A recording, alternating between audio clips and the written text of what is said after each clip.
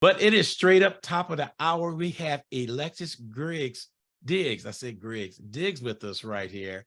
This young lady, I met her at the Eyes of the Beholding. We just started talking and we ended up having a long, deep conversation. And we got in touch. We talked a little bit, lost touch for a little bit, but a little birdie tapped me on my shoulder, said, I need to get hold of this lady again. And we reached out to her. She reached back, and Sandra reached out to her, and here she is. So let me do some switching around right here to make sure everybody can see us. Let me do just one quick thing, because other than that, we are up and we are live right here on WSAN radio. Good morning, young lady. Good morning. And how are you doing this morning? I'm doing well. It's a little early for me, but I'm doing well. Come on now. It's 9. I'm up at 5 o'clock. Well, sometimes I do wake up, but usually I'm on the couch still until about at least 10. Did you have that remote control in your hand on the couch? I'll say that I have my sketchbook. I'll leave that one alone. Yeah, you're right on that one. Well, I met this young lady at the Eyes of the Beholder with Maria Williams, and we were there one Saturday. I was playing some jazz, and she was walking around, and I think Sandra started talking to you first, and then out the wild blue, my wife was there, and we just started talking. I'm playing music live on the radio, and I'm talking to her. I put on autopilot, and the conversation it wasn't intense, but it was an eye opener, not just for me, but for you, because you was telling things that you probably never really told nobody, some things that we were talking about out there, and you just being yourself, and your story was so, I mean, the best part of the story to me was that big old giant head. You told me go in and look at it, so I went and looked at it. I said, oh my God. So give us a little story behind that art piece. I'm gonna call it an art piece. Yes. Yeah. Yes. So I think I was intrigued when you said you started, you stopped, went back to it, stopped. So give us a little detail on that. So yeah, for Monumental Pride, that's the title of the large head that's in the Eye of the Beholder Art Gallery and Studio. It started out as it wasn't supposed to be that large, first off. But it started out as a project, I guess, that I was doing for my undergrad work at UTSA. It was supposed to be a break from the heavier work that I was doing. And by heavy, I mean, as far as content, like the Black experience and a lot of the negative side, I guess you could say, the uncomfortable side. So I wanted to do something that just gave our people something to look at as far as prideful and being happy with where we came from. So it was supposed to be small, of course.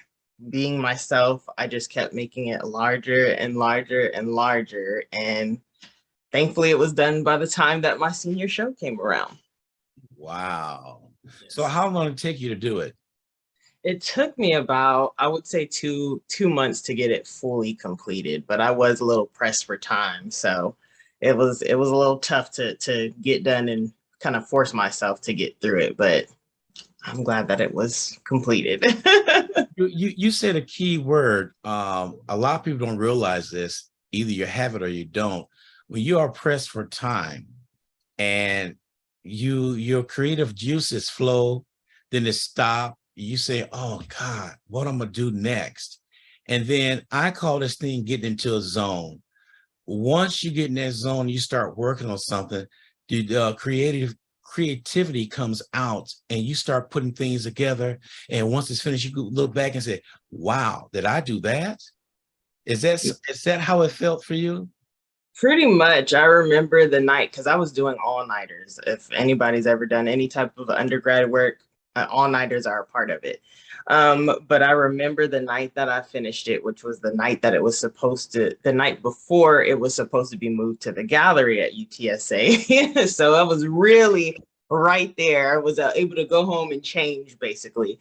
But I remember finishing it and just being so prideful that I completed it and that it was something that I was excited to show the world, essentially.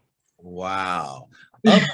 Other than sculpture, what type of other art do you do? As far as outside of the house that other people are gonna see, probably just my sculpture. I do dabble in painting, but that's only for myself. Something to keep my hands busy. But yeah, I do anything creative. I would say that I do a lot of working with paper and cardboard and stuff like that for smaller projects at home, but for the most part, the art that I put out into the world is going to be ceramics and clay. So, how do you come up with your ideas for that? What impress you by maybe you see other figures being done, or maybe it's in your head? Have you had a dream at night and something pops in your head and say, I want to do that? So, Yes, so how do you go about that? yes, most definitely. I keep my phone near me because my phone has, I'm sure if anybody else picked it up, they wouldn't know what's going on in my notes. But every time that I do have a dream or something does come to me, I make sure to put it in my notes, at least something that's gonna jog my memory back to that design that I was thinking about. Yeah. But most of my inspiration comes from the Black experience as a whole. So it's pretty simple for me. I don't want to say it's too simple because I haven't created in a while, but the concepts are the easy part for me. It's the actual doing and getting my hands dirty that I need to push myself a little bit more to create more work. Yeah, I understand that because with you it's like same thing, the things that I do, that I write things on paper in the middle of the night, or better yet, I'll get my happy butt out from the bed and come into my office and I'll start working for about an hour and I'll going back to bed. And it's amazing how God put things in your mind, when in your subconscious, and then there's a deja vu moment where you sit down and you do something and say, hey, this happened a while back. Where did it happen? It was in your dream. And that deja vu moment is scary sometimes when you run Right. across that. Mhm. So what is a project that you want to start working on next? Well, hopefully I'll start creating work for my solo show. I have a lot of the titles and ideas and concepts right now, but I want to get my hands dirty and get back to the clay. Right now I'm working out of my garage, so that makes it a little difficult and not having somewhere to fire the work, meaning bake it essentially for my non-ceramic audience. But yeah, hopefully I could just start working on some more pieces and some more work just to get them to the gallery. So break down for the audience who really don't know how you start when you work with clay. Give us a breakdown from the start when you got it, like you went to baking. People don't think, was she baking a cake or what? Break it down to everybody to understand what is your starting point when you start a project, and process with the clay and stuff, the mixture of water or this and that, the color and all that good stuff. Right. Previously, I was making my own clay at UTSA when I had like their large mixer and I had all of their resources.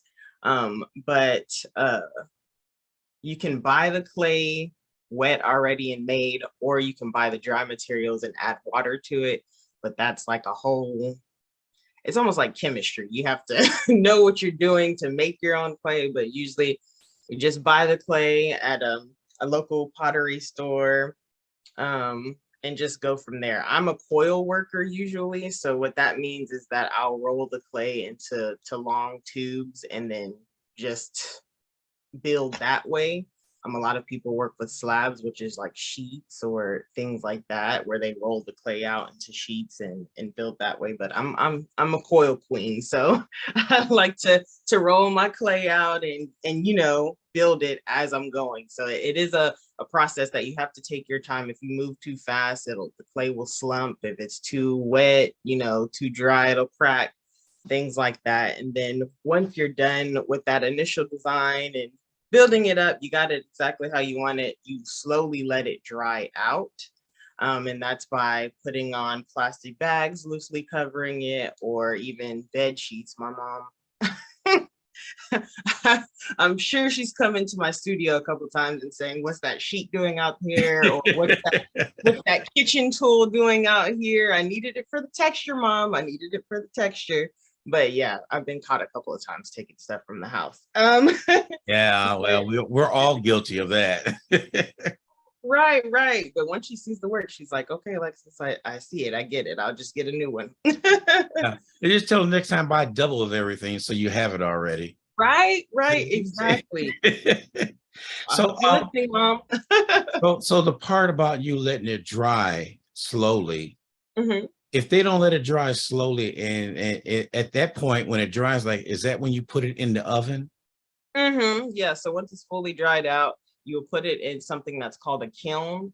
And that's basically the oven that bakes it. You set the temperature and things like that. It's really complicated when you get into the actuals of it, but for the most part, it's putting it into the kiln. You fire it the first time, and that gives you more stability. And then if you put glaze, or if you work with any other treatments after the initial firing, then that will be the time to do that. But I typically just fire once if I'm doing something that large, and then worry about the surface afterwards.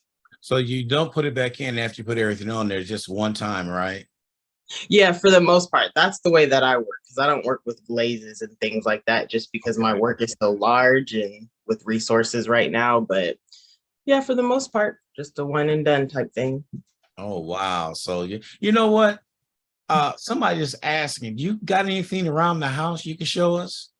Ooh, I have a little bit something heavier, but I have to run upstairs to get it if you don't mind. Oh, no, you go ahead and go get it because we want to see some of your work. Okay, I'll try to. All right. Okay. Well, we got her running around the house right now, everybody, to show some of her work. And while everybody's listening out there, Sandra, I came up with an idea. We're talking about some of the walls having some paint on there. Let's get a hold of Maria, and maybe some of her artists could donate their time and come and paint something on some of the walls at the new radio station. That's just a thought, and have them sign it and their artwork is sit right there on the wall. I think that'd be something unique, something different, because we want to be different from everybody else. But that was Sandra that asked her, does she have any work to show? So we got her running upstairs, getting things. That's why you see a blank screen where she's at. So don't worry, she'll be back down. See, Alexis got a good story on how she got started on things she wants to do. We're gonna break down and get into that too, because she's not from San Antonio, and she's homesick, and we talked about that part about being homesick, and it happens. Like when I first moved here to San Antonio, I almost cried like a baby the first Christmas. It was 72 degrees. I'm used to 32 or lower in snow, so I know how that is. All right, we're talking about you behind your back, but now that you're here. Oh my goodness, I'm so sorry. I should turn my camera off. That's all right. That's all right. That's all right. So what you got for us?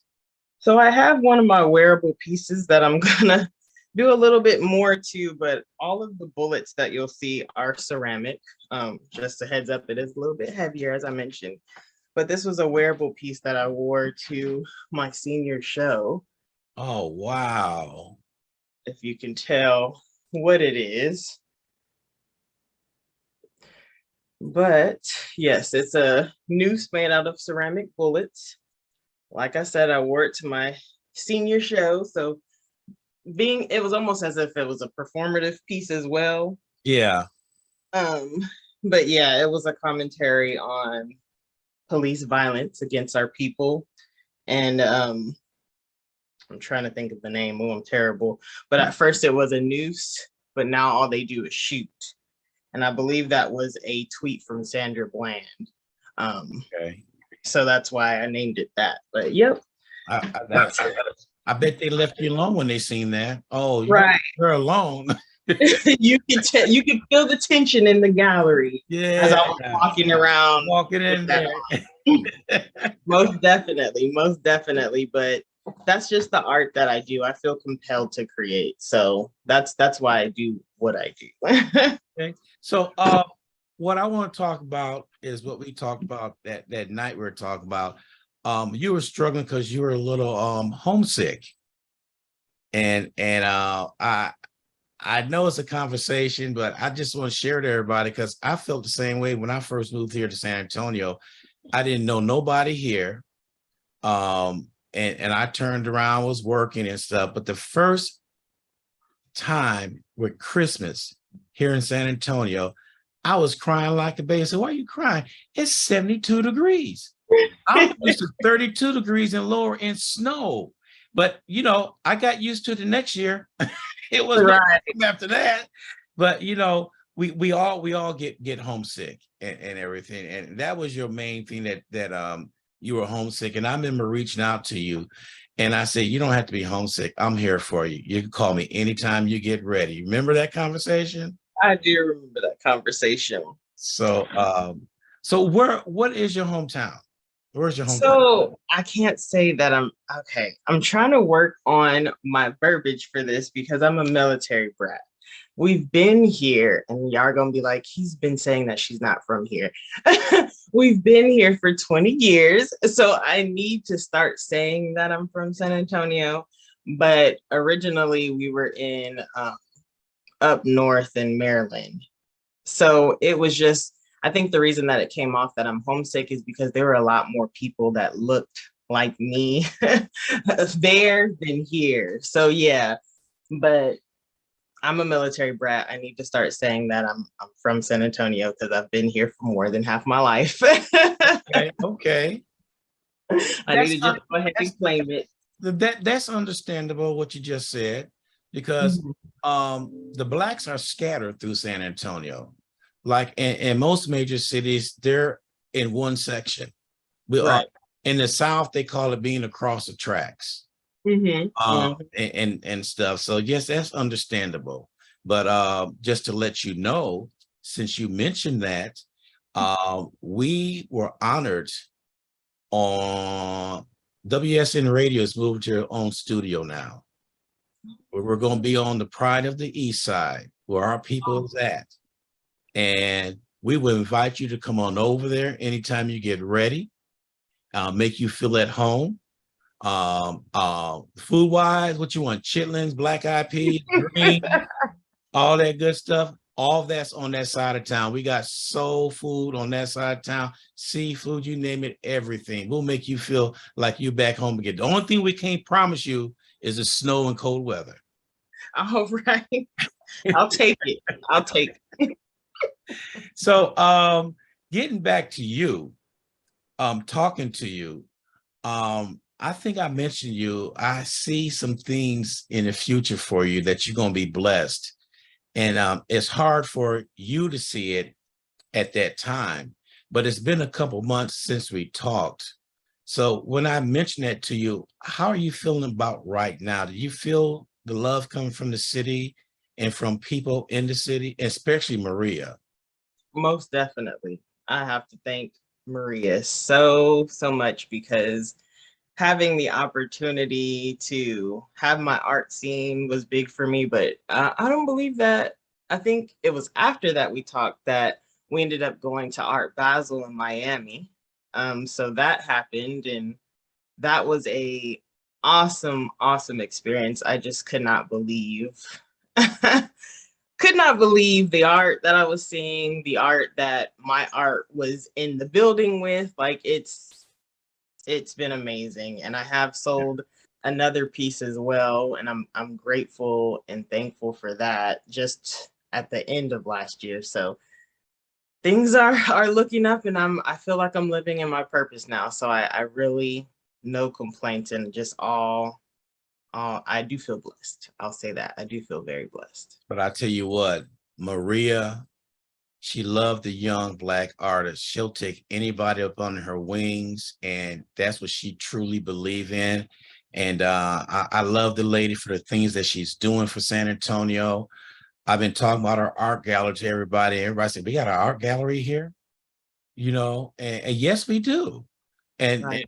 there's a lot of Black artists here that the work need to get out. And I was saying earlier that uh, we haven't even tapped the sources in San Antonio by itself with all the Black artists we have here.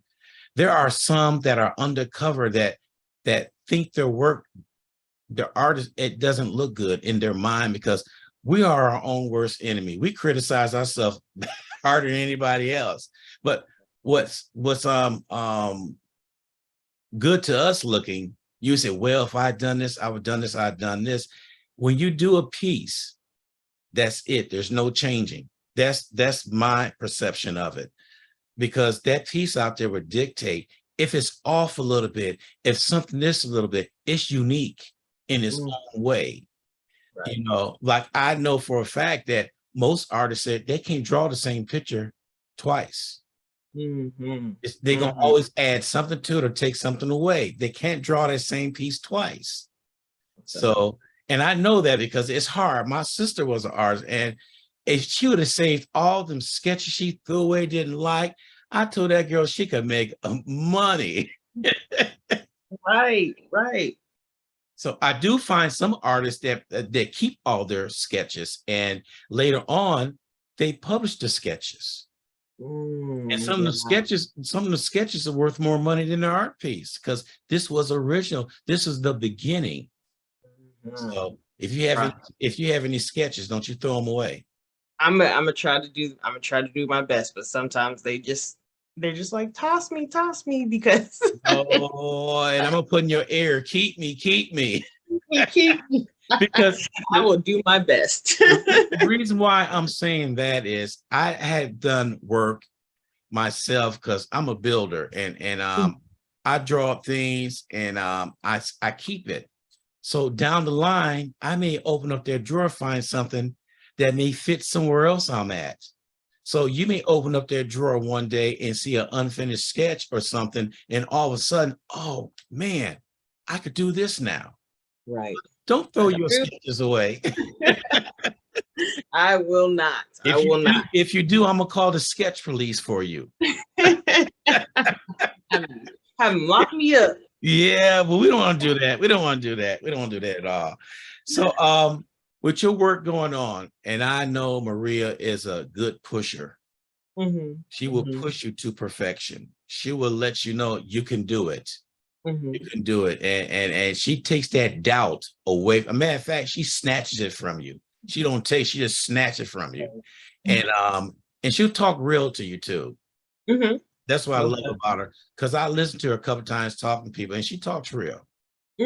Which is good. I like hearing that from her. And like I said, she loved the young artists, and I talked to her about you, and she said, Ron, this girl got something going on, but we got to get it out of her. And I said, if it's up to you, Maria, you get out of her. And I said, we do the 1-2 punch. I'll get her on this side, you get her on the other side, and we'll meet in the middle and see the finished product. Oh my goodness. I can see it happening too. I can see it happening because y'all have pushed me, and I appreciate that so much. Well, we want the best of everybody because everybody has that hidden raw talent. And all we could do is bring it out, and you can mold that raw talent, whatever you want. Molding, you catch that molding, what you mold all the time. You catch that, Sandra? She gonna throw rockets at me now. Okay.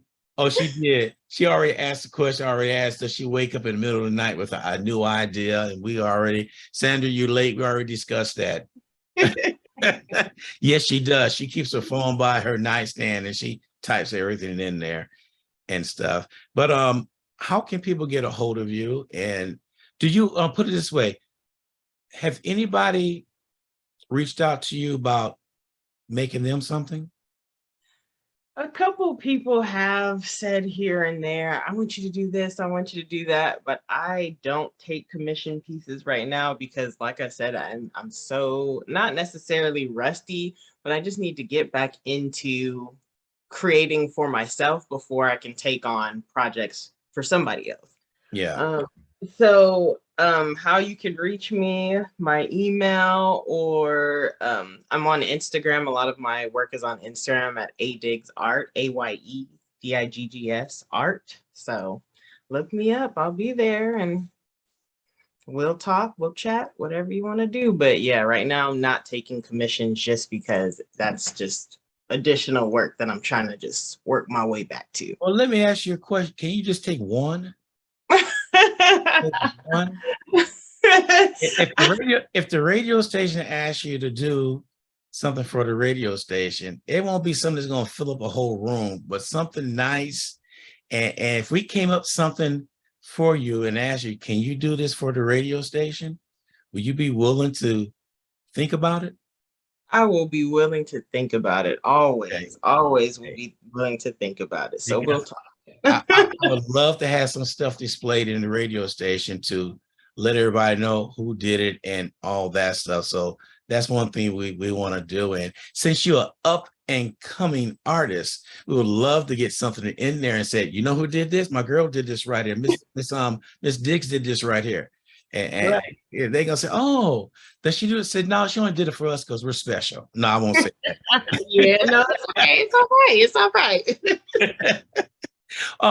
One other thing before we let you go. What you said you studied at this, but what was your passion when you got into doing this? Was it something you thought of to do or just fell in your lap? I would say I was molded by mentors. Look, I'm using molded too. But yeah, in high school, I did not know what I was gonna do after school, and I was really confused. I had a brother that, I have a brother that moved to Austin right after high school in 2009, and he went to the Art Institute. So growing up with an artist in the house, I was always inspired, but did I think that I was gonna be good enough to be an artist as well? The answer is no. So yeah, after high school, I didn't know what to do. My art teacher, she used to go by Miss Rankapan. I'm not sure if that's still her last name, but Miss Maria Rankapan, another Maria.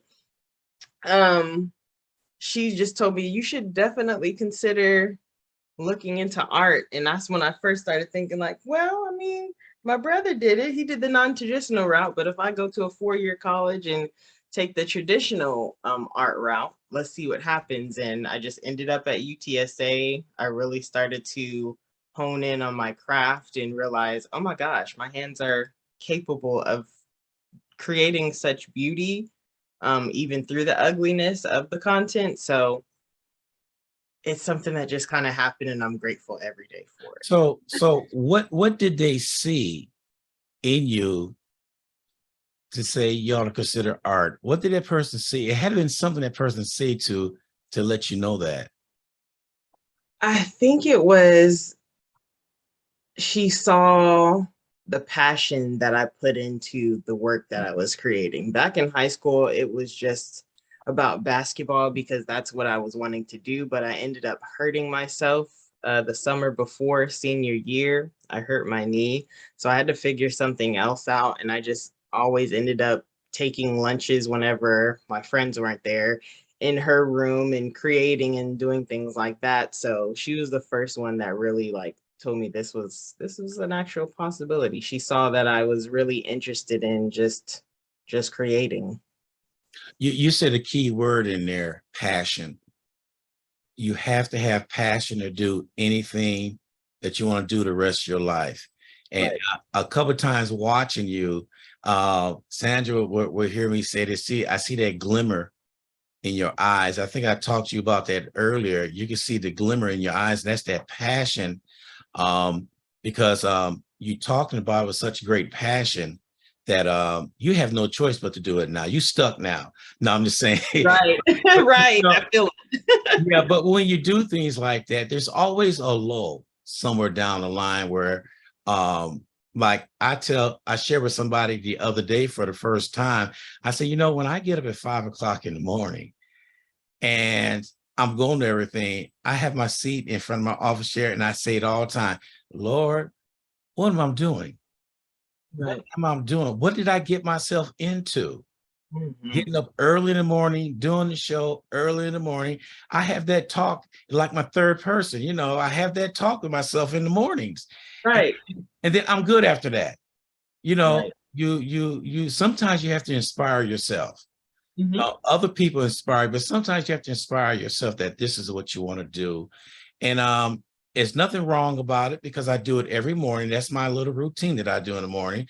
After I do Right. that, I take care of business, get my coffee and shower and all that good stuff. And by 5:45, I'm in front of the camera, tuning on everything, hearing what I'm going to do. And so basically, you really got to pat your own self on the back sometime on your accomplishments because you are young, upcoming.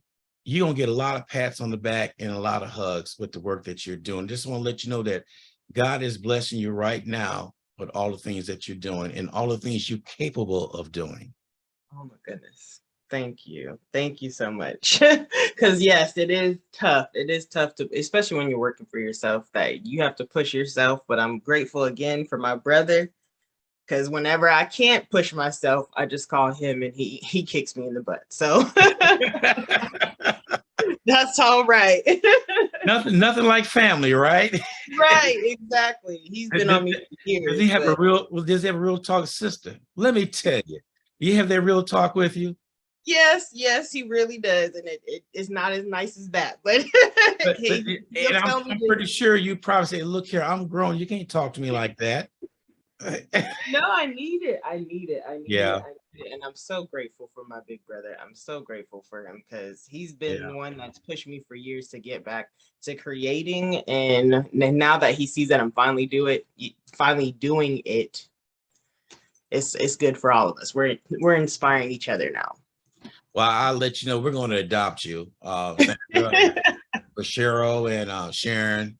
We're gonna stay in touch with you, on top of you. We're gonna see what you're doing. We're gonna keep up with you. This not gonna be a month that goes by. You're not gonna hear from one of us saying how you doing, how's everything going, do you need anything? Right. Oh, Because I would love that. Thank that's you. that's what we need to do. We need to keep up with everybody on what's going on, how you're doing, because a lot of people will interview people and they fail to go back and see their progress. Mm, And we want to see your progress on what you're doing. And when you get the chance to start doing commissions, I mean, you're going to be there. You're going to be there. You just got to take one step at a time. And God would know when you're ready to take commission. right, right. He will know. And when that time come up, you're going to say, wow, then 2 years going to go by and you commission 3 things already. You say, oh, I could do this. I like doing this. This is going to be Right. fun. I look forward to it. I look forward to it. I'm working towards it. So we're gonna get some work done. Yes, we are. So I appreciate you getting up early this morning, even though it's 33 minutes after the hour. It's not early.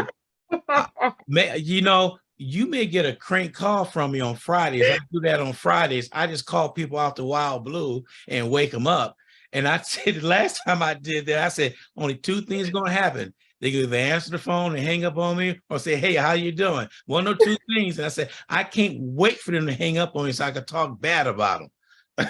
I hope I'm a hey, how you doing type girl. Yeah.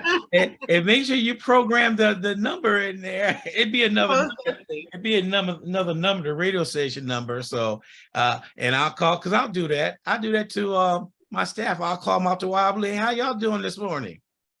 I got a couple of friends. I just call them out to Wild Blue. So you be ready for that. You're bold. You're very bold. Well, thank you. That's the nicest thing somebody said to me today. See, now that's the laughter I like seeing in you. So you just keep on doing that, and you just keep on doing what you're doing. And if you ever need anything from us, feel free to reach out. Oh my goodness. Thank you for your time as well. And this chat has been lovely. Thank you. Thank you. Thank you. All right, Alexis, we'll talk to you later. All right. Sounds good. Have a good one. Okay, bye.